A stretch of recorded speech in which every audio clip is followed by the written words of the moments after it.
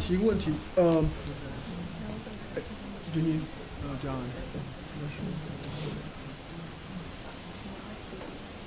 You said we need people living in the rational in long term.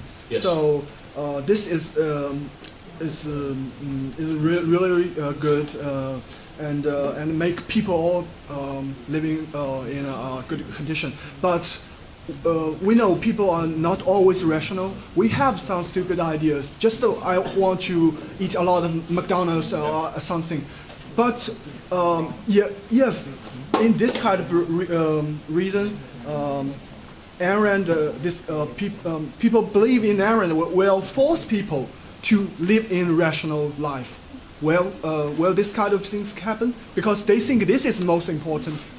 No, because see, this is the point. If I believe that it's my moral responsibility to serve you, then what my whole focus is, how are you behaving? Uh-oh, you're eating too much, so I'm going to force you not to eat too much.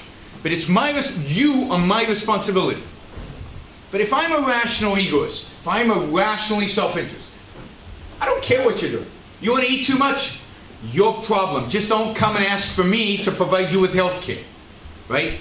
So the whole mental attitude shifts. When you're an altruist, then you're always thinking, why is he doing that? Why is he doing that? Or if we have socialized medicine, right? In China, you want to have socialized medicine, right? Now, it's my money taking care of you. So I'm worried. How much is he eating? Is he exercising? So I'm going to force you to exercise. I'm going to force you to eat well because I have to pay for your health care. But if you pay for your health care and I pay for my health care, I don't care how much you eat.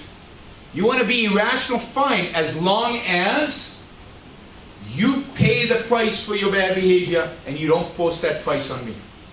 So if I want to pay this kind of responsibility, so I can do.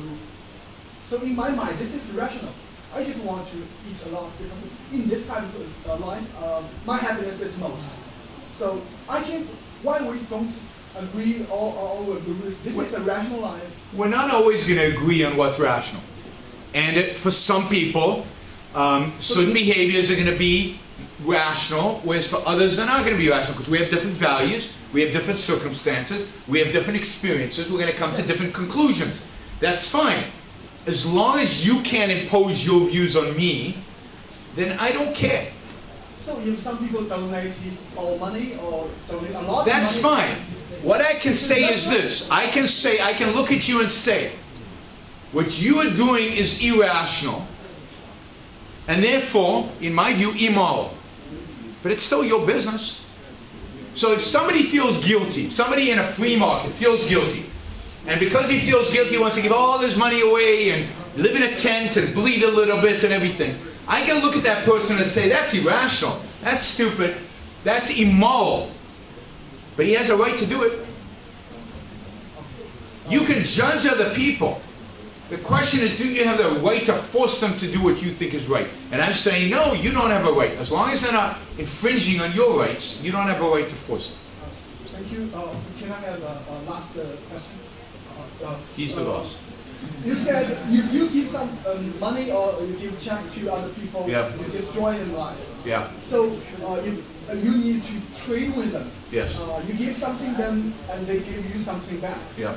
So you give us the lesson, the lecture to us free. Yeah. And do you think you are destroy us? So I'm giving you the lecture free. Do I think I'm destroying you by giving you something free? It's not free. I didn't manage to buy any book. But not all values are material. Believe me, I'm getting a lot out of this. And what I get out of it is a few things. One is your immediate response. I can see eyes, comprehension, I can see interest. That is very satisfying to me, right? But I expect things of you. I expect you to take these ideas seriously and to go out and to tell your friends about it. I expect that by talking to a lot of people like this, the world that I live in will be a better world. If I thought I was talking and all of you hated what I had to say, and you would never do anything about it, and you would go and live your lives as if nothing had happened, then I wouldn't give the talk. My reward is the fact that I hope that I've had an influence on you. So if I am a priest or missionary, I give people talk about the Christianity, and if they let them to believe in it, I benefit myself. So you don't benefit yourself because you're actually leading them to a worse world, and your world will be worse as a consequence. So the ideas that you're advocating are important. If I'm advocating self-destruction, then I'm not helping myself. The way I'm helping myself is by helping you be better people, which I think leads to a better society, which benefits me long term. Look, there's also another aspect. I don't want this to be misunderstood. I'm not against giving somebody money if they really need it, right? So let's say you have a friend, and they've lost their job, and they can't find a job by now, and they can't pay their rent, or something horrible is happening to them. I'm not saying if you give them a check, you've destroyed their lives. What I'm saying is if you make them dependent on that check, I'm not against charity. People sometimes need help. People sometimes need something in the short run. Now, hopefully you get something out of it. But it's okay to help people. Ayman is not about helping people, not against helping people. She's not against charity. She's against turning people into dependents. And particularly she's against turning people into dependents by forcing other people to support them. It's the force that is wrong.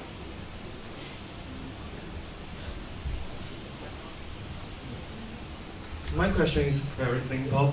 How do you see the conflicts between freedom and democracy, since many people think democracy is a system that the majority bullies minority? Thank you. So whenever somebody starts off a question by saying it's simple, you know.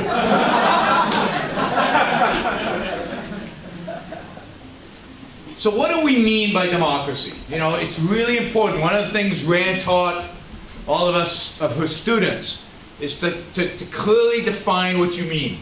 What do we mean by democracy? Democracy, in its original intent, means majority rule. It means we vote on everything. Majority rule is a form of tyranny. Majority rule is a form of tyranny. It's tyranny of the majority over the minority. And everywhere that it's practiced as pure majority rule, it's a disaster. And it leads to huge violations of individuals' lives, individuals' freedoms. The minority always suffers under pure democracy. My favorite story about pure democracy is from Athens, Greece, the first democracy. And in Athens, there was a great philosopher by the name of Socrates. And Socrates would go around and he would engage in arguments with young people. And the people of Athens were very worried because he would challenge the religion. And they said, ooh, Socrates is corrupting our youth. What are we going to do about it? Well, they realized the only thing to do about it was to kill him. Because you couldn't silence Socrates. This is his passion. So they got together and they voted. Right? Democracy. What should we do with Socrates? Kill him. 51% said yes. Right? Maybe it was 60, maybe it was 70, maybe it was 99%. Doesn't matter. It was a majority. So they give Socrates the cup of poison to drink, to kill him. And Plato, his student, says to Socrates, you know, I've got a tunnel. We can escape. And Socrates, no. I believe in democracy. And he drinks the chalice and dies. You see, in democracy, there's no freedom of speech. There's only the freedom of the majority to determine what speech is. Socrates, they didn't like what he said, so they ruled him out. This is why, I saw 1776 in one of the slides, right? This is why the founders of America were against democracy. They established what they called a constitutional republic. They said minorities, by the way, what's the smallest minority? Individual. The individual. So they said individuals, minorities, have rights. have freedoms that no majority can take away from them. For example, they have a right to speak. Socrates, right? They studied history. And no matter how many people vote to silence them, that's wrong. You can't do it. It's not democracy doesn't work here. You have a right. I wish they'd said this. You have a right to property. You have a right to use your property. Do with your property as you will, as long as you're not hurting other people, physically, coercing other people. You have a right to do with your property whatever you want. Nobody can take that away from you, even majorities. So they had a Bill of Rights, they had a constitution that defined minority rights. They called it individual rights. And individual rights are freedoms. Freedoms of action. The freedom to act in reality, to pursue your values. And no majority can take that away from you. So I am against democracy as majority rule. I believe in constitutionalism, where Constitution protects clearly, unequivocally, the rights of individuals. And then, yes, we can vote for representatives, but the representatives can't do anything. Because we have this clear-cut definition of our individual freedoms. So in my view, government should only do three things. I mean, put it differently. In my view, government should only do one thing. One thing. And that is protect our rights. Protect our rights as individuals. And to do that, it only needs three functions. It needs a police force. It needs a military. So to protect us from crooks inside the country, to protect us from invaders who want to hurt us outside the country, and a justice system to arbitrate disputes. But government has no right to take money from some people and give it to others, because I'm violating his rights, right? What about his rights to his property? I've just violated his property rights. So I can't force him to fund somebody else. Governments have no right to tell you what kind of business you can or cannot open. They're violating your right to free action. As long as you're not cheating, lying, or stealing from somebody else in order to gain that business, none of government's business. So government protects us from crooks, from fraudsters, protects us from terrorists and enemies. It has a judicial system, and that's it. So I'm not an anarchist. I think anarchism is a disaster. It's the worst form of government, if you will, possible. Because there is no government, and what we turn into is a lot of force and a lot of destruction. I believe in government, but a small one, limited one, that only protects individual rights that have to be clearly defined and clearly articulated.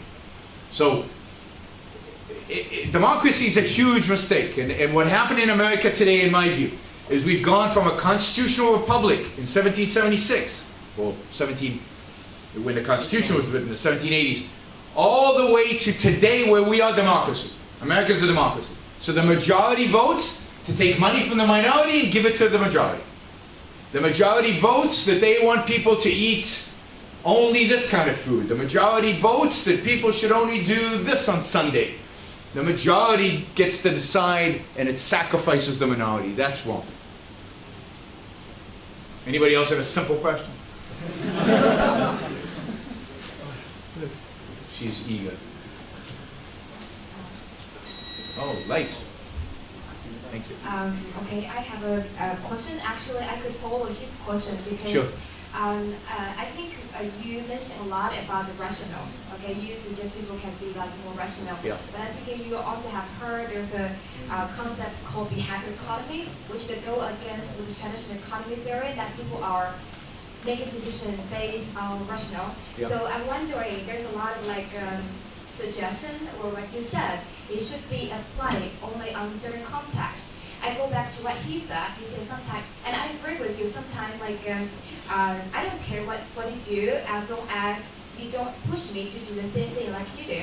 But from as a Polish perspective, everybody are social animal. So we are not alone. We are like we need relationship with somebody, and let's put to the extreme context. Let's say, okay, you have this and you don't care about other people, so people are not willing to associate with you, or actually you have a couple friends. I mean, as a human being, I would still go back to say, do you feel it's kind of very, how do you say, it's kind of a, you change people to, or the more like push, people want to push them to be more rational.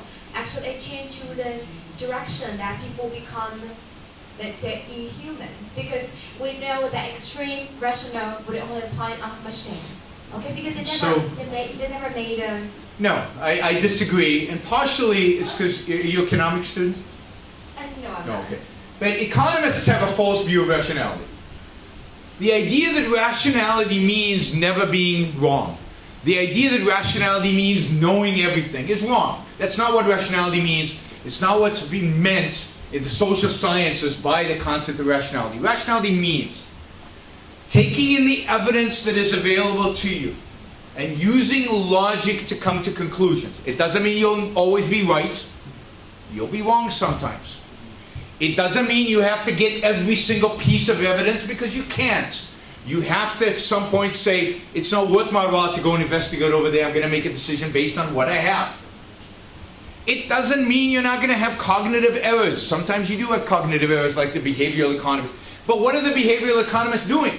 They're teaching us the cognitive errors, and if we're smart, we'll learn from them, and we won't commit them again. This is the point, and again, economics assume that we're all rational automatically. I don't. In my view, rationality is an achievement. It's something we work at. It's something you have to work at every single day. To be rational, which to me means to be self-interested, is hard work. And it doesn't turn you into a machine. It makes you passionate. It makes you excited. Because you know reality, you know the truth. There's no contradiction between emotion and rationality, as long as you understand that rationality is the means by which you make decisions, by which you make choices. Emotion is the means by which you experience life. So you become more passionate. I consider myself pretty rational. I'm about the most passionate person you'll meet. Because it's clarifying, it makes your emotions purer, and you are much freer to express them. So you live through your emotions, you experience life through your emotions, but you make decisions based on facts, based on reason, based on logic. And it's not this omniscient, omnipotent view that some economists have about rationality. That's not what I mean, it's not what philosophers mean when they talk about reason and rationality. In terms of human relationships, again, I'm not talking about being rational or being self-interested means living on a desert island. On the contrary, trade is good, right? I had the whole trader principle, value for value. And some of those values are emotional values. Love is an emotional trait. So it's about value for value, but being rational about it, because, you know, sometimes you fall in love with the wrong person. And if you don't, and if you're not rational about it, you're going to screw up your life, because you're going to be stuck with a really bad person. So you got to judge your emotions. You got to watch over your emotions. You can't just give in to them. You have to be integrated. You have to be conscious. Okay, I'm sorry, just one more. Sure. I really do. I know it's difficult, but okay, let's put your theory into practice. Sure. We talk about government. Yep. You mentioned about 3 concepts, and Yep. that a government should apply that, please. But let's go back to China. And you say actually when the rich people, they are willing to pay more tax, okay, because of the QT. In America, I don't know about China. Well, I mean, Yeah. in China, I think Yeah. it's a very similar situation. But let's say if government do not, let's say if government do not involve in this, and there's a, like what really happening in the world is like the huge gap between the poor people and rich people. And if we put it in the theory, okay, so the world is actually, I mean, the strongest species will survive, and weak, you know, species just naturally let them die. Okay, if this is theory applying to this, and also applying to, we talk about rights. And let's say in China, let's say the kids, in Milan, when they're born in different family, like a rich family or poor family, the poor family do not have the money to send their kids to the school. That's right. So let's say we have the same standard. We have a Gaokao, we call college entrance examination. yes, every school, I mean, in the same cities, they take in the school according, students according to the same scores.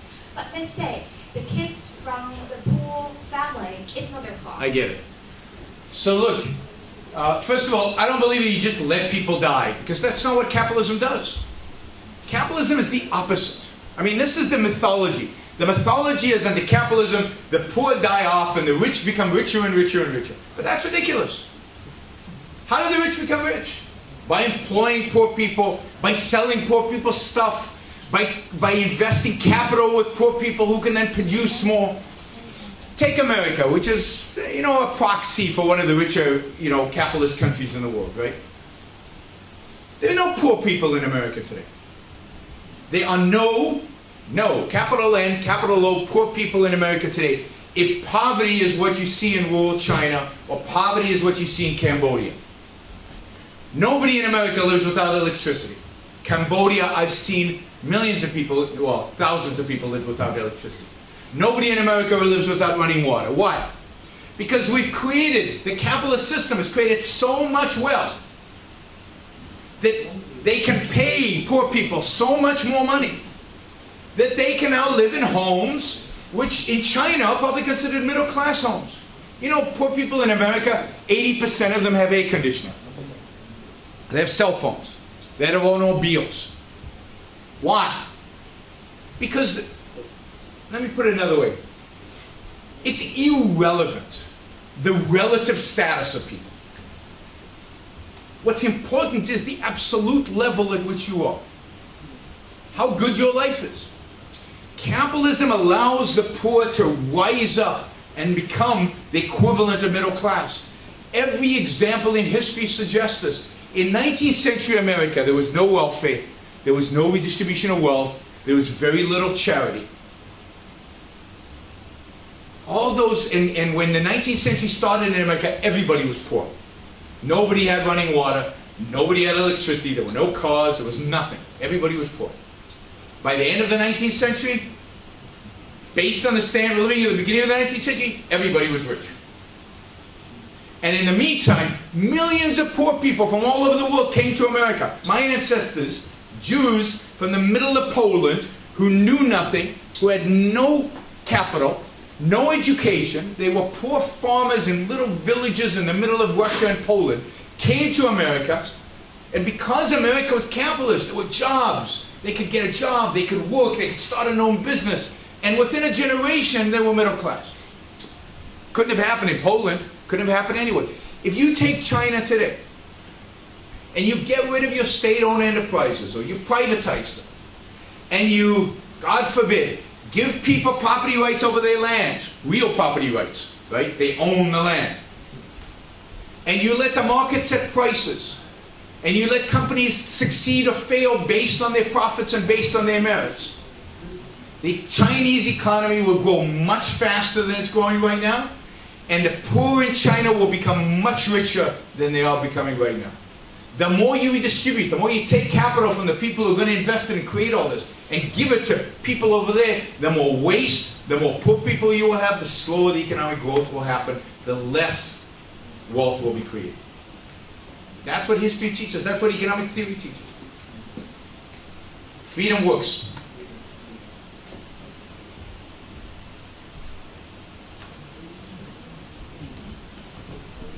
In my opinion, the ideology of free market is always invalid or weak to some battlefield nature, just like greed, vanity, violence.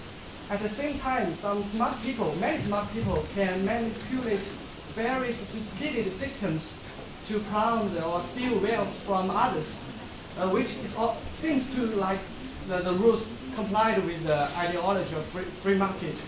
So my question is, how can the ideology of free market deal with or play against this stuff? So again, I believe that the ideology of free market has to be based on a solid moral foundation. Yeah, right. And that solid moral foundation says that manipulating people, stealing from people, is not right, is not moral, is not good. And that stealing from people politically, from a political perspective, is wrong, and therefore the state should ban it. So if you're a crook, the state should put you in jail. If you're manipulating the market in a way that's stealing from other people, the state should put you in jail. That is the only job of government, is to actually do that. And if we can put the crooks in jail, then the rest of us are just free to produce and consume and live our lives. And that's a free market. That's the idea. That's how you deal with it.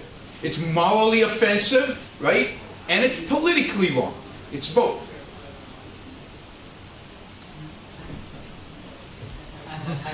Yeah. How do you comment on Obamacare force people to buy health insurance? I mean, and how do you comment on the Supreme Court rulings on Obamacare?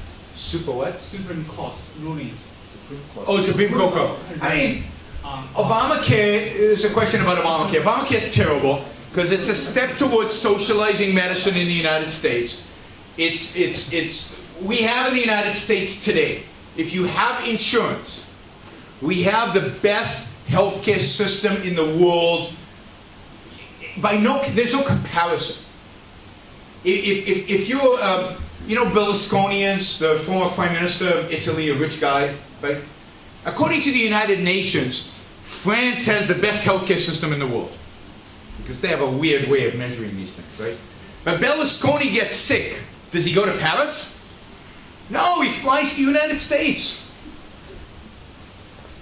I was born and raised in Israel.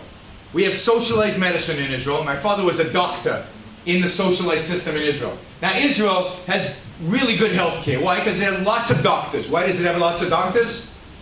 I don't know if you'll get the joke, but because it's a Jewish state. It has lots of Jews. Jews become doctors. So lots of doctors in Israel. Good doctors, smart doctors, right? But if somebody gets really, really sick in Israel, and they have the money, they fly them to the United States. Best healthcare system in the world, and Obama and a big chunk of the American people are dedicated to destroying it. In the name of equality.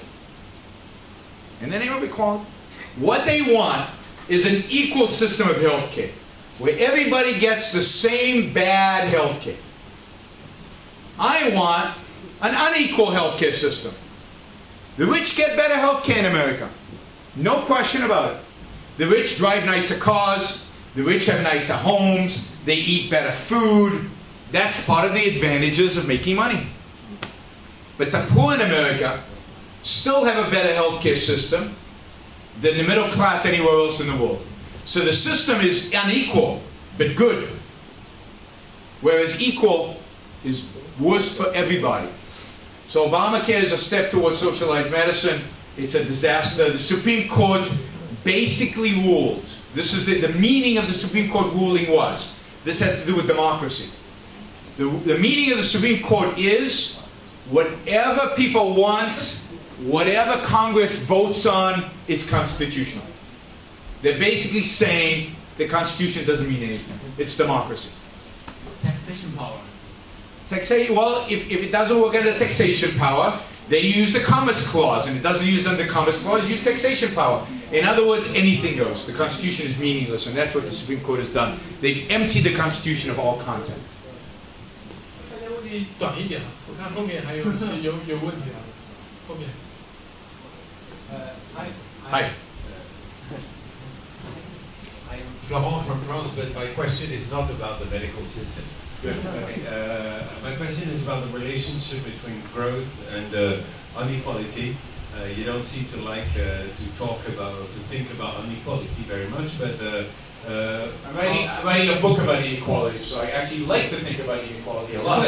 I would like to have your thoughts on how to explain that when we have low growth, which is not the case in China, which is not so much the case in the US, but which is the case in Europe, when you don't have a lot of economic growth, it's quite normal that the guys with a lot of capital will get more, and the guys working, waiting for growth, are going to wait a long time. You recognize maybe Thomas Piketty's ideas there? Yes, I recognize it. A little bit of Piketty's so how ideas is too strong of a term to describe what Piketty holds. I think it's nonsense. I don't think the relationship exists. I don't think it's true. Look, there's no whiteboard here. if you look at human existence, and you know, Piketty does a lot of empirics, but this is simple empirics that everybody knows. 10,000 years ago, income per capita was about $3 a day. Average income per capita. And it stayed $3 a day for 10,000 years.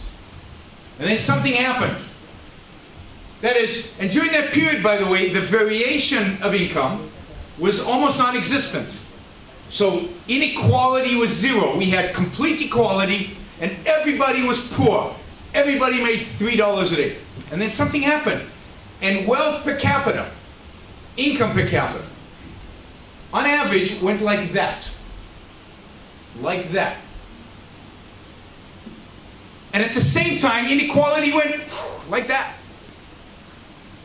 Inequality is fantastic. Inequality is wonderful. Inequality is the sign that you are free. The only societies where you don't have inequality are unfree societies. The only societies when you don't have inequality are societies that use force on their people. Because the only way to make people equal is by force. My favorite example, a simple example. Everybody know who Michael Jordan is? Famous basketball player, best basketball player ever. LeBron James, Michael Jordan, doesn't matter, right? How do you make me and Michael Jordan equal in basketball? I want to be equal to Michael Jordan in basketball. I think inequality is unfair in basketball. I want to be equal to him. How do you make us equal in basketball? I could train every day, all day, and never come close to Michael Jordan, right? So how do we make us equal? You break his legs. But that's not going to make us equal. Because I'm really bad at basketball. You'd have to break his arms too. But you laugh. But this is serious. I'm not kidding. That's what equality means. The only way to achieve equality is to break people's legs. What do you think taxes are? So I work hard. And every dollar I make, 50% is stolen from me. 50%. Half of my life, half of my working life, is taken from me. I'd rather you break my legs. It's less painful. It's less destructive to my happiness. Give me my 50% back and break my legs. That's what equality requires. It requires breaking people's legs. Now, this myth about the relationship between growth and inequality. Countries that have high inequality, put it this way, there's no relationship. Inequality or growth is a function of economic freedom. It's not a function of inequality. Now what happens when you have economic freedom is you have high growth, and high growth leads to inequality. But if you leave those countries free, the growth will continue. And yes, inequality will continue. But so what? I mean, I think inequality is beautiful. We're different. I've got a PhD in finance. I could have gone to Wall Street, made a lot of money. I don't want to. I'd rather do this. I have more fun. It's more enjoyable. And I've accepted I'm going to be middle class. I'm not going to be rich. Lots of us choose professions that don't involve making a lot of money. Life is not about making a lot of money. And in a capitalist economy, what is the difference between me and Bill Gates? Bill Gates, I think I calculated something, 10,000 times richer than I am. But what impact does that have on our lives? Right? Bill Gates drives a car. I drive a car. His car's nicer, but not that much nicer. It's a little bit nicer. If I have to get to point A to point B, I can get there. He can get there. Same thing. He lives in a house. I live in a house. His house is nicer, but it's not that much nicer. I get all the utility I need from my house. Bill Gates flies everywhere in the world on a private plane. I do too. The only difference is I share my private plane with 300 other people, and he gets to fly alone. But the fact is, if I want to go to Paris, I can afford to go to Paris. I can afford to come here to China. I mean, the difference between us is not very big in terms of how we live our lives. How most Americans live their lives. So he's richer than I am. Now, part of the fallacy in Piketty is in how he defines capital and what capital means. He gets it all wrong. He's not even measuring capital. He's measuring some pseudo-wealth number, but it's market wealth in places where there is no market. I mean, the whole book is one big, error after error after error after error.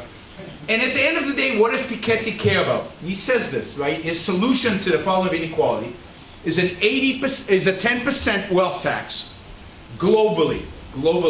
So every year, 10% of your wealth gets taxed away. And he says, look, this isn't going to help the poor because it's not that much money, but it's going to hurt the rich. Yay! What Piketty hates are the rich. What the people who talk a lot about inequality is they hate the rich, they hate the successful. It's not that they care about the poor.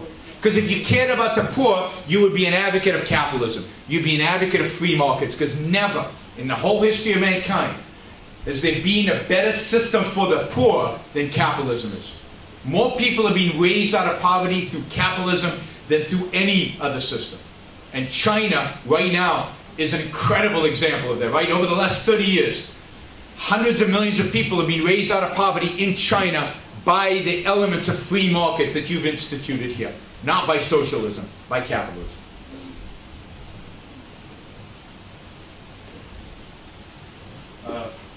Hello, you talk about some government control. I've got some questions. How do you look at anti-monopoly? Anti-monopoly. Anti-monopoly is antitrust. Good question. So, in my view, in a free market, in a truly free market, there are no such things as monopolies. If what we mean by a monopoly is an entity that can charge any price it wants and provide any kind of quality it wants.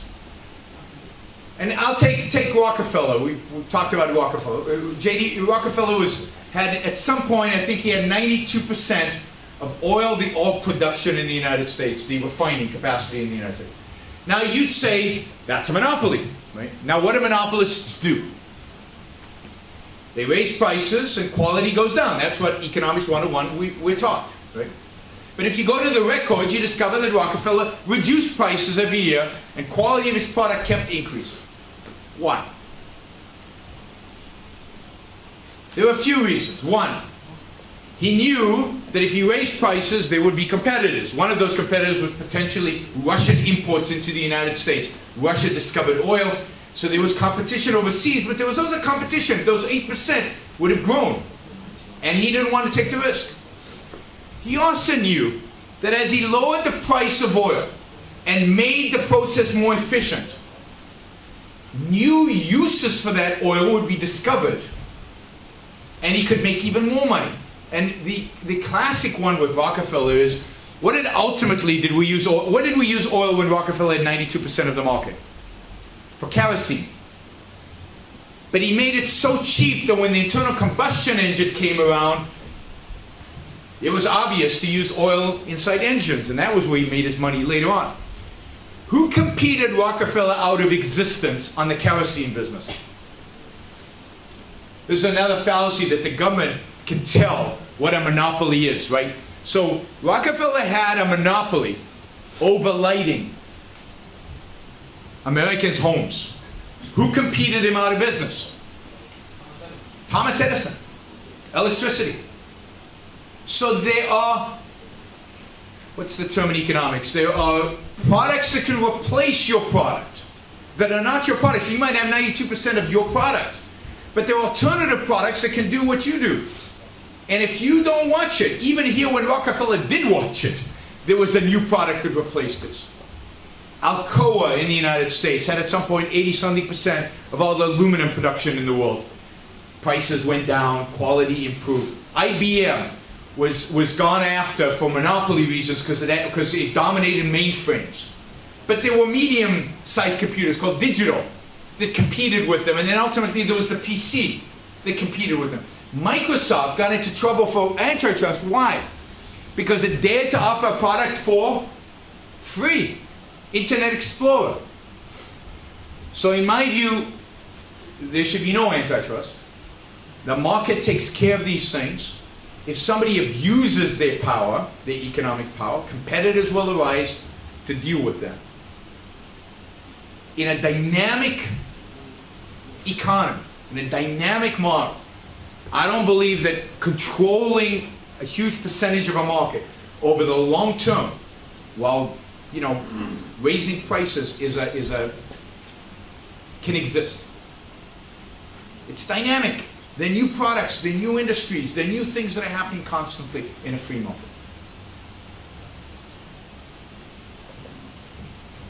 Thank you, Professor.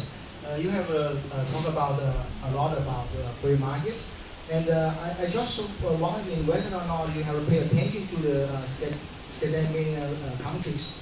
And from my knowledge, I think there's a very strong contrast between the American system and Scandinavian system, and in terms of the wealth system. Yeah. So you this is a standard question. Let me just say, I find it fascinating. This is true in America and in China. Everywhere I give a talks, that even though my talk tried to emphasize that the issue is not economics, that the issue is ethics.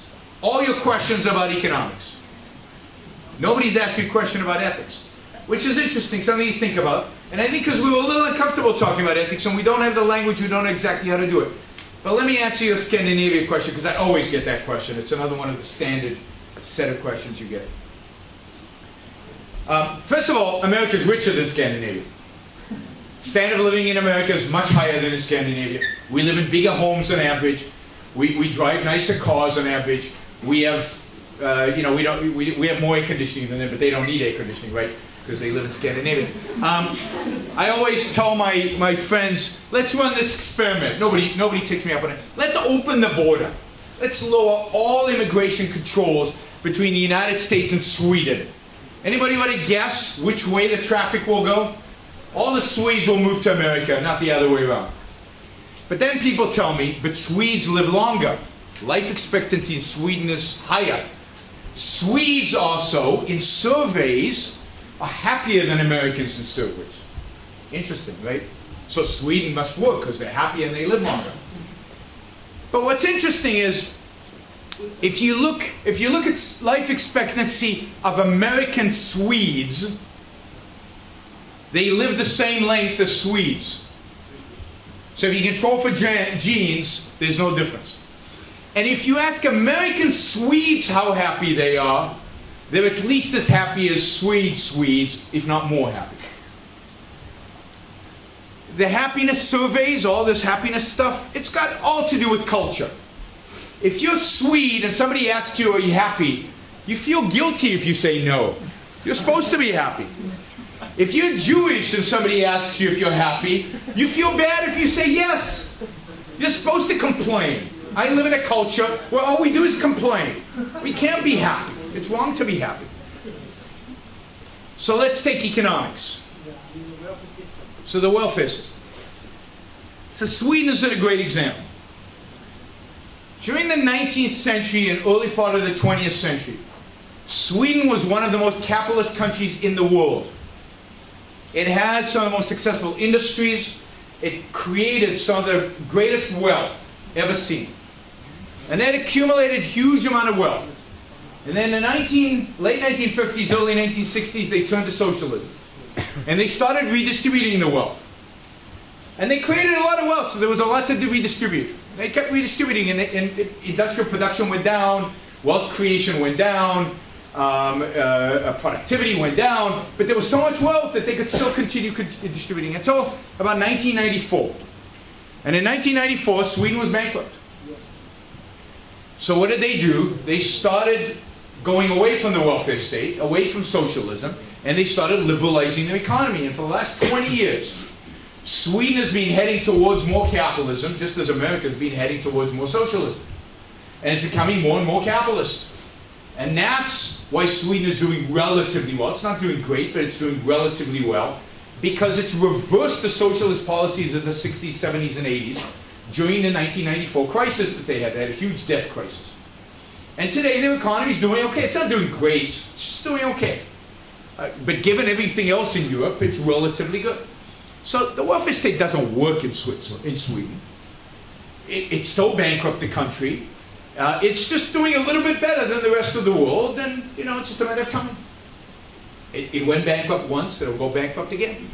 And in terms of the quality of life there, and the standard of living and everything else, as I said, it's lower than the United States. And it's very much tied into culture. Sweden's a very homogeneous country. It's very simple, it's very easy, there's one language, it's very small. Again, if you lived in Sweden, you want to go to the United States. I don't know many people in America want to go to Sweden to live. Visit, maybe, but not to live. Because life is better. Yeah, so this maybe leads to the question that you mentioned about the caste system with the economic system. Because in the every part of because in the what? I mean, in every part of the world, they may have the different caste system. For example, like the Scandinavian area, they have their own caste system, they have their own PDs. And when we put those free market things in the different part of the world, we can see the free market tend to become totally different things. For example, like the free market in China, it's really become something not really that we expect before. No, I mean, I don't think that's true. I think if you look at the pockets where there are real free markets in China, they look exactly like the pockets of free markets in 19th century America or Swedish free markets in Sweden in the early part of the 20th century. What you have to do is abstract away all the other stuff that's going on. But in terms of the dynamics of the actual working in the markets, it's the same. But there's an interesting question, I think, behind what you're trying to ask. And that is, maybe different people, different things make happy. I mean, I'm claiming that I have all knowledge about what makes human beings happy. And I think there is objectively truth about some things make people happy and others don't. I mean, Aristotle talks a lot about this in his ethical theories. There's only one path towards real happiness, towards real human flourishing, towards real human success. I think, I don't know that Aristotle would agree with what I think, but it's the path of reason. He'd agree with that.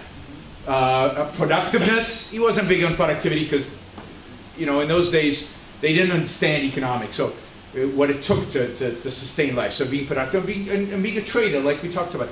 That is the path to human happiness.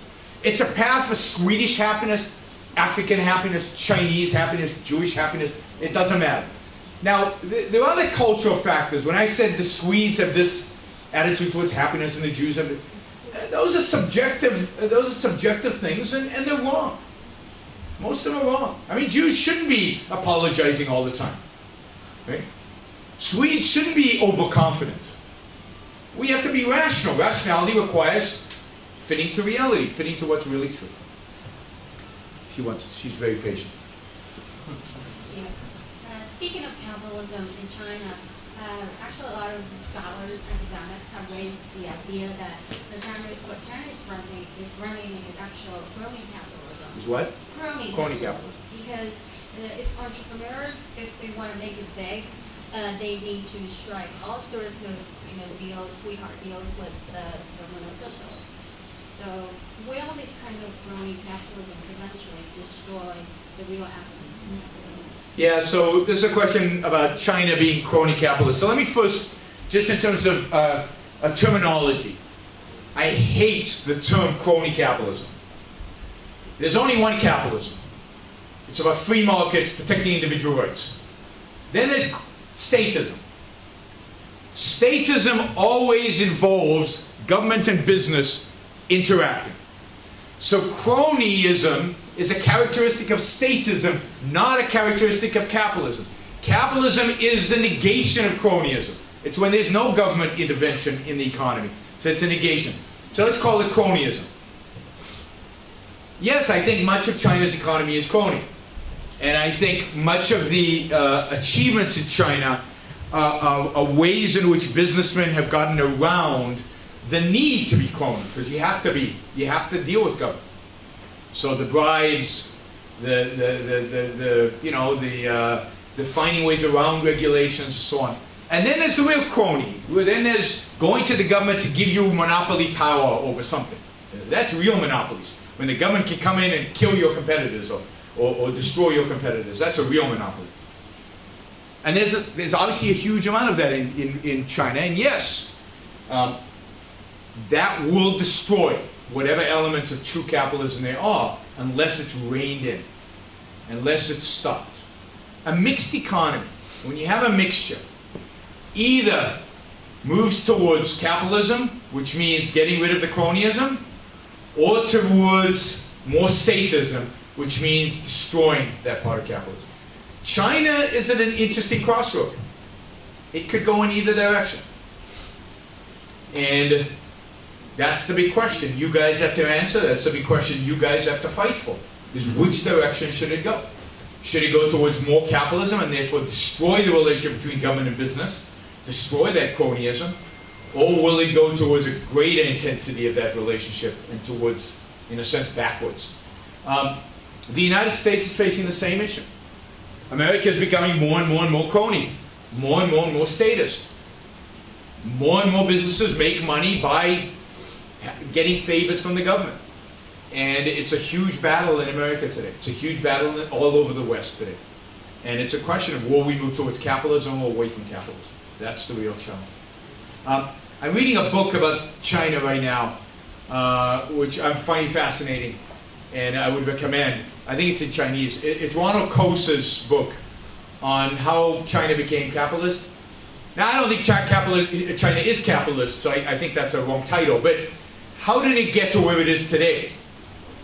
It's fascinating, because he's saying, I'm just in the beginning, so I don't know exactly what he says, but he's implying that what he's saying is, China really, the real progress in China were in those areas that the government wasn't paying attention to. So those, what he calls marginal, at the margin of society, at the margin of the economy, that's what really grew fast, where there was pseudo-private property, where there was pseudo-free markets. That's what grew fast. And that the part of the economy that the Chinese government tried to manage, where there's clearly cronyism and everything, that is the part of the economy that grew the slowest. That is the least responsible for the huge growth in wealth and in production in China. So it's really interesting. So I'd recommend that book by Coase, and I forget his Chinese co-author. Wang Li. 还有问题吗？ He wants to ask again.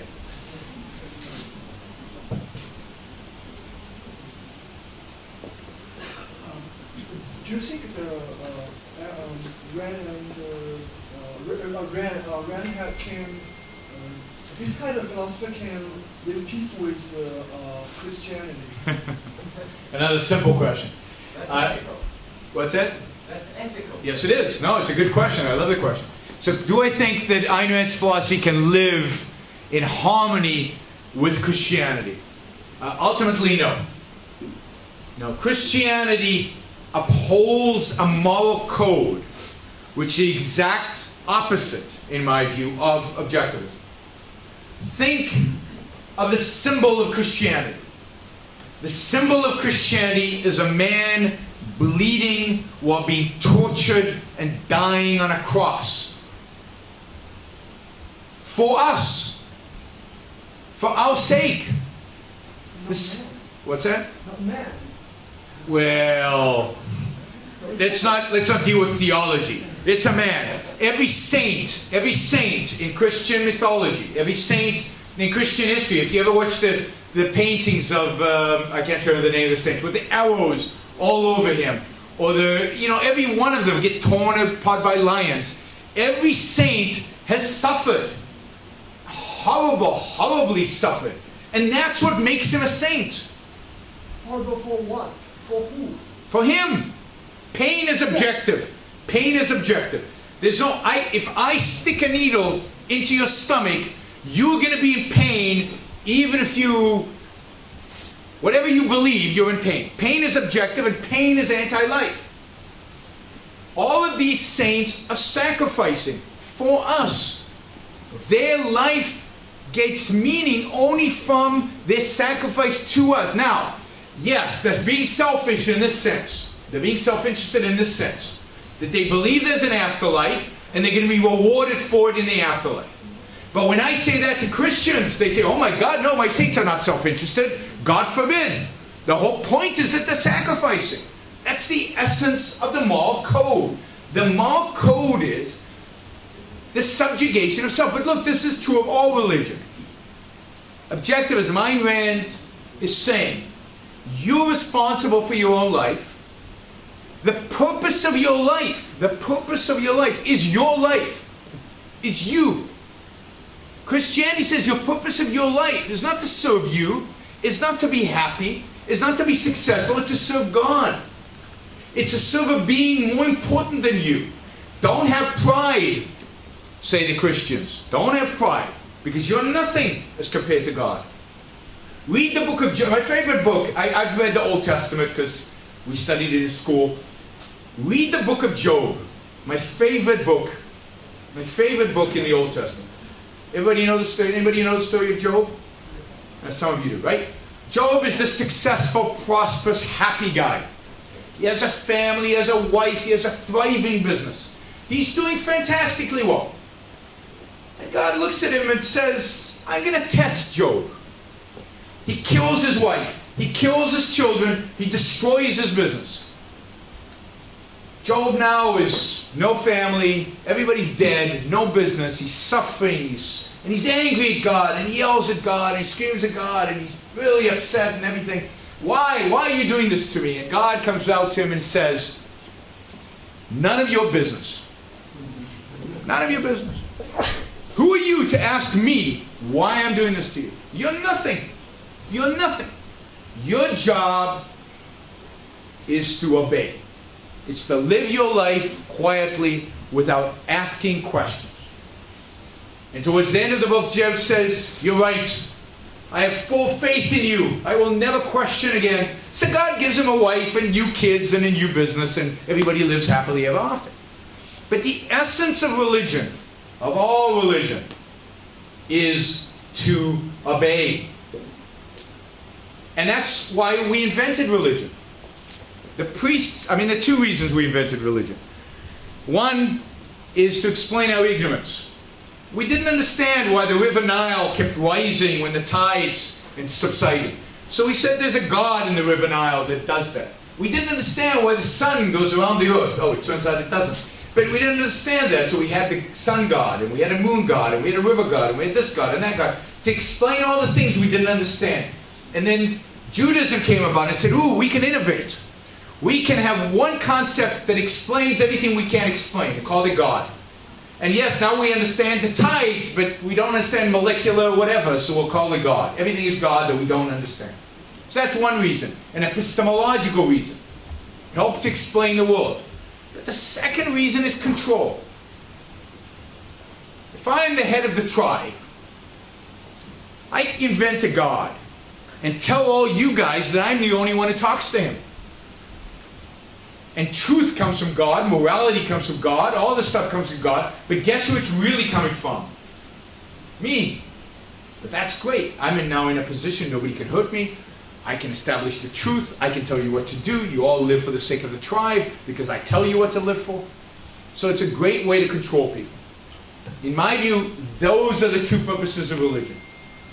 Free people don't want to worship some entity that never shows itself, that there's no evidence that it exists. Free people want to serve themselves and want to deal with facts, with reality, with logic, with rationality, not with mystical stuff. And they don't want to be controlled. They don't want to have a pope or a mullah or somebody who communicates with the afterlife, with the other sphere. And they don't want to live for an afterlife which doesn't exist. It doesn't exist. You know how I know it doesn't exist?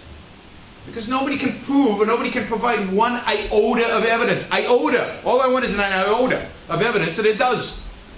So by default it doesn't. The burden of proof is always on those asserting the positive. If you believe in an afterlife, it's on you to prove it. Since you can't prove it, there's no afterlife.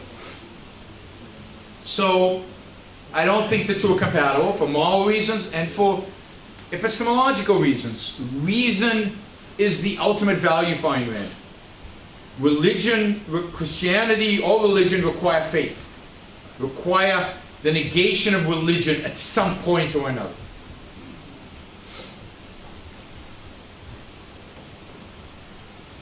Hi, I ask some moral questions. Good. For example, as you mentioned, we can do whatever, mostly whatever we want, just in case if we didn't hurt anyone, right? Yeah. But not morally. Politically, you can do whatever you want. Morally, you can't. Yeah. And you know, human beings used to hunt a lot, and a lot of animals extinct. And I'm not sure how is that. Oh, okay. So, what is the morality about killing animals? I mean, my view is there are two issues. Politically, let's do politically first. Politically, it depends who the animals belong to. So, I believe in property rights. Animals out there in the world should own property. They belong to the property owner. So you can't kill somebody else's animals unless they give you a license to do it, a permission to do it. By the way they're saving elephants in Africa is giving private property rights over elephants in Africa. So people have an incentive to grow elephants because then they use them for hunting, but there are more elephants because they're being hunted. Which is counterintuitive but completely true. Morally,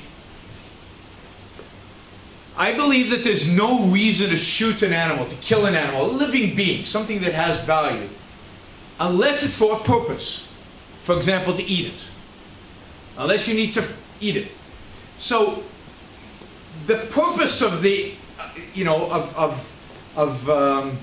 so morally I think it's offensive to beat a dog up.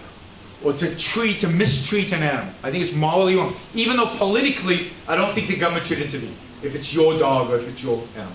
Now what about extinction of animals? If you really like a certain animal and it's going to go extinct, then buy some and protect it. But if I don't like the animal and it's going to go extinct, then I'm not going to, you can't force me to buy it. Right? So you like spotted owls in America? Buy a forest, put some spotted owls on there and preserve them. But don't force me to preserve spotted owls on my territory. So I think that, I don't think we have an obligation to preserve species. But we used to hunt for like fox for their fur. Yeah. And I'm not sure it's that perfect, you know. I think that's fine to hunt fox for the fur. I mean, every piece of clothing that human beings used to have before we invented, we had cotton and wool and so on, was from an animal. Wool is from an animal, right? Wool still is from an animal. I mean, it's from an animal. So there's nothing wrong with hunting animals for the sake of clothing. As long as it has to have a human purpose. You're not just doing it for fun. You're not torturing an animal for fun. Then I think it's moral. So, but do we have to do that right now because we have the clothes right now? And some people are actually hunting for fun, you know. Yes, yes, because I think that, I don't know, fur is beautiful. There's no reason to deprive yourself of something beautiful because of an animal. Animals don't have rights. And in the end, nature and animals are there to serve us, not the other way around. We're there to, I mean, the way human beings survive, the way human beings survive is by exploiting their environment. This is the argument against environmentalism. Animals adapt to the environment or die. Humans adapt the environment to themselves. So if it gets cold, we go chop down trees and build a hut. We burn wood in order to create a fire. We kill animals to have furs to keep us warm. We change the environment to fit us. So anything that involves using animals or using land or using trees to fit our purposes, when it's a legitimate purpose, I think morally is okay. But is there an edge between theirs? And I thought there should be a balance point, you know, the global warming stuff like that. Okay, so let's talk about global warming. Yeah. Now we're moving away from ethics again. So, I'm not a scientist. I don't know if there's global warming or not. I'm suspicious. I'm skeptical. Why am I skeptical? Not because I understand the science, I don't. But because the same people who claim there's global warming going on right now used to say that there was global cooling going on and it never happened. And before that they said that we were going to have too many people and everybody was going to die of starvation, and that never happened. And they've got a bad track record, and I'm a finance guy. If you come to me and ask for an investment and you have a bad track record, I don't invest with you. So that's why I don't trust them. Okay, but put that aside. Let's assume there is global warming. And the world is getting warmer, right? So it'll get warmer. You know, Canada will become habitable. Think of all that part of eastern Russia that nobody lives there. We can all move there. I mean, we'd have to get rid of Putin, but other than that, people will migrate because of weather. We've always migrated because of weather. Nothing new. Florida floods. People will move out of Florida. It's sad. I'm not happy about it, but so what? Stuff like this happens. You know what worries me when it comes to climate? What worries me is global cooling. That is, what worries me is the next ice age. We know there's going to be an ice age. There has been, there will be, these things go in cycles. But when New York, when the glaciers reach New York, that is very hard to deal with. Much harder than warm. I had a professor once who said, global warming, if you really believe in it, buy air conditioning stocks. Again, we adapt the environment to us. So if it gets warm outside, we create more air conditioning. For example, here in this room, the air conditioning has to be a lot stronger if it gets a little bit warmer, because it's already pretty warm, right? So we change, we develop technologies. The other thing we do, let's say it's going to be catastrophic. The solution can never be stop industrialization. Don't build fuel, don't drive, don't build stuff, don't create stuff. That can't be the solution. So let's think, could we put something in the atmosphere to help cool it? Could we develop a technology that mitigates the effect of CO2? A chemical? I don't know. I'm not a chemist, I'm not a scientist. But the orientation of the thinking should be, how do we solve the problem without killing ourselves? Another way to think about it, I once heard a presentation by an economist by the name of Kevin Murphy, Chicago economist, brilliant guy, one of my favorite living economists out there. And Kevin did this analysis, and he said, let's take this book written about how horrible climate change is going to be over the next 100 years.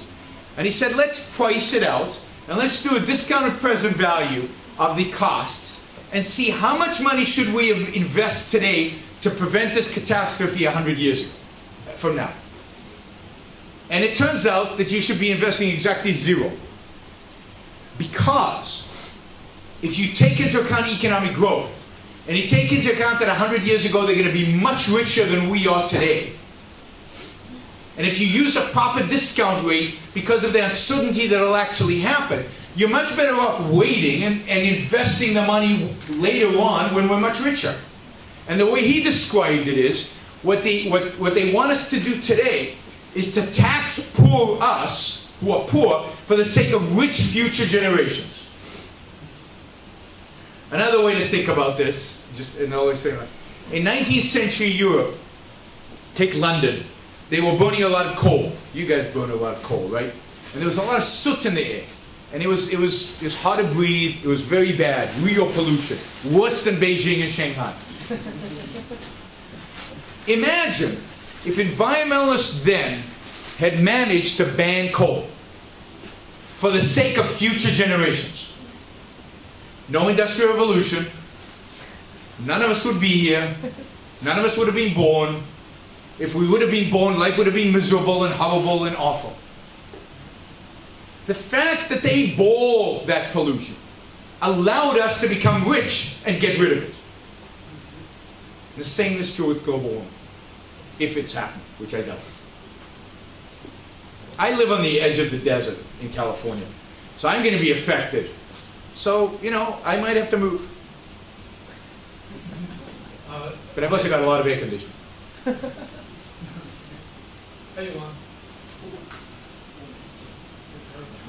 Professor. Hello, Professor.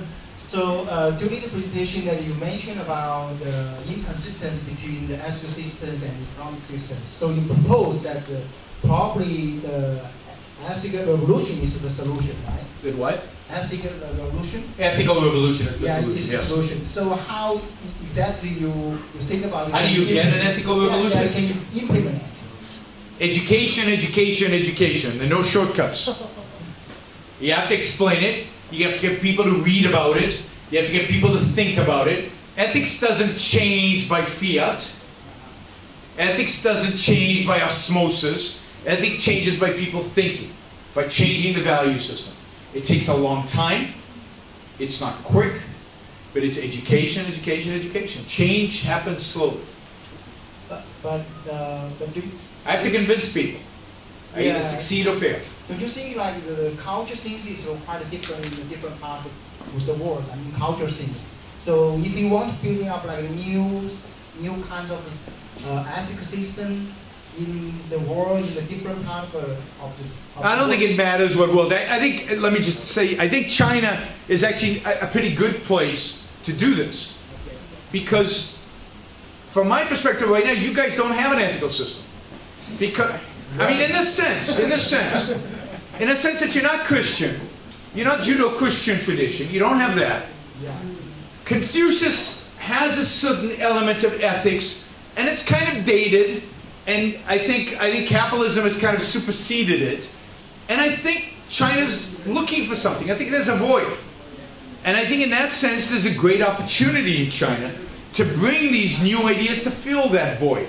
Whereas in America, I'm constantly fighting against the ingrained altruism of Christianity. Constantly up against that.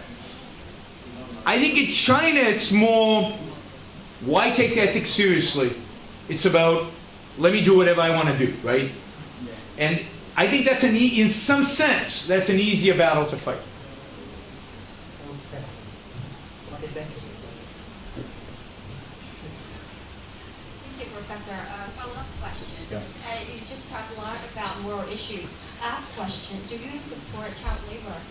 Do I support child labor? Yeah, this might sound like an outrageous question, but let me put it on. No, it's not an outrageous question. It's a good question.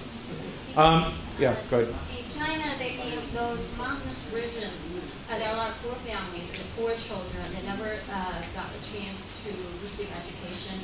But somehow somebody brought them to the city, and they worked in a factory, and they got decent housing and stuff, and somehow in the future, they probably get a chance to be educated, at least to get some trade, pick up some trade.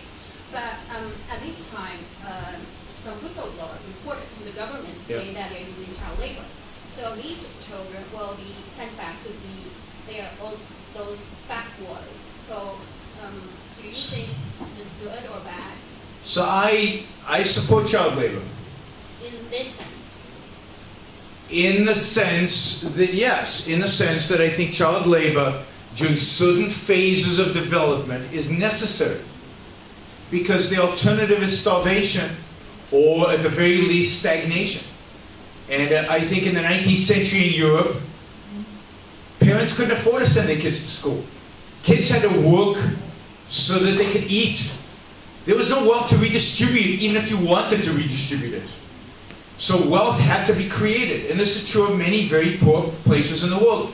If you deny children the ability to work, they will starve. What do they do? What did children do, by the way, before capitalism? What did children do before capitalism? They worked. From sun up to sundown, all day, in the farm, on the land. Child labor has always been with us. The thing that eradicated child labor, the thing that got rid of child labor is capitalism. Because once you reach a certain level of wealth, no parent wants his kid to work, so they send him to school. But how do you get that wealth? From capitalism. So it's the exact opposite. People always tell me, oh, but capitalism creates child labor. And I say, no, it's the opposite. Capitalism destroys child labor. Child labor, I mean, if you read the Bible, if you read history, if you read everything, if you go and look at a 16th century farm, if you look at a 20th century farm in China, children worked on a farm. They had to, otherwise they couldn't eat. So child labor is part of life that capitalism eradicated, like slavery. People say, "Ooh, capitalism created slavery," and I go, "Really?" That's the you know, a lot of you read this all over the place. Capitalism created slavery. Have you ever read the Old Testament or read the Greeks? Slavery's always been around. And when did slavery disappear? When did slavery disappear? In the 19th century, at the height of capitalism. And who got rid of slavery? The socialist countries? No. Who got rid of slavery? The British and then the Americans. The two most capitalist countries in the world. And they fought. I mean, in America, 700,000 young men died in a war to end slavery. So, slavery went away because of capitalism. Capitalism is the anti-slavery, anti-child labor system. You know, I tell people, you know, if you're wealthy enough, you know, how many of you want to manage a bunch of 12-year-olds? Nobody wants to manage 12-year-olds in a factory. That's why child labor disappeared, because children are not productive. Do people join the Tea Party equals to libertarian? Do people join Tea Party what? Equals to libertarian. No, Tea Party is not libertarian. Tea Party is traditional conservative in America. It has elements of libertarianism, but it's not libertarian. It's much more conservative than libertarian. Yeah, and then I think we'll wrap up. Yeah, one last question. You complain about a lot about government and a lot about tax, but what about public service? And you know, we are in a railway station, and you can buy yourself a car, you can buy yourself a bike, you cannot buy yourself a metro. You know, we're not from Dubai. I don't know why not. That is, why can't private enterprise build a metro system? But we can see in the British... in the United States... The original subway system in the United States was built by private enterprise. The original parks, you know, Central Park in New York, the big park, was private. It was a bunch of businessmen, bought the land, turned it into a park, handed it over to a non-for-profit to manage, and it was a private park. So, in my view, there are no public services other than police and military and a justice system that private sector cannot provide cheaper and more effectively than the government. And I don't think so, because in the Britain and I used to in the Canada, and the transportation system is based on public and by the government, and sometimes in a specific period, some private company take over it, and the price get really ridiculous high. Yeah, but because of the way it was privatized, this is in England, and the way they privatized the railroads and everything, it's not real capitalism. Again, now I can't show you, but I have this parallel universe somewhere, right, where England stayed capitalist that never reverted to socialism, and all the public transportation in England was privatized. And if I could show you that, you'd see that they're much better than what they have today. And of course they resist privatization, even though they pretend. I'll give you an example. All these countries in Europe are resisting Uber, which is a form of privatizing public transportation. And Uber would destroy the public transportation system, the buses and the license-based taxis in London. And it would be a lot more efficient and a lot cheaper. That's why they oppose it. And in China, there's sort of stuff like Uber, but in China there are three companies, we call it BAT, Baidu, Alibaba, and Tencent. And Tencent, they just, in China there's Uber, courier, we call it Da Hongfeng, and they used to be the first one who got the apes on the phone, and they're totally destroyed by Baidu and Tencent, and they just threw up millions of dollars just to destroy them. Yeah, I don't know the China case, but in the United States, we have the equivalent of Baidu and Alibaba and all that stuff, Google, Apple, Yahoo, whatever. Uber is thriving. It has multiple competitors now. Not only is it applied now to taxis, but if you want to go and stay in an apartment in New York, you can use now something called Airbnb, which is where people are renting out their own apartments. I mean, it's amazing what this technology allows getting around the regulation. And everywhere, the regulators want to shut this down. And other companies can try, but the main way in which it gets shut down is through regulators. I think we're going to stop here. Thank you, everybody.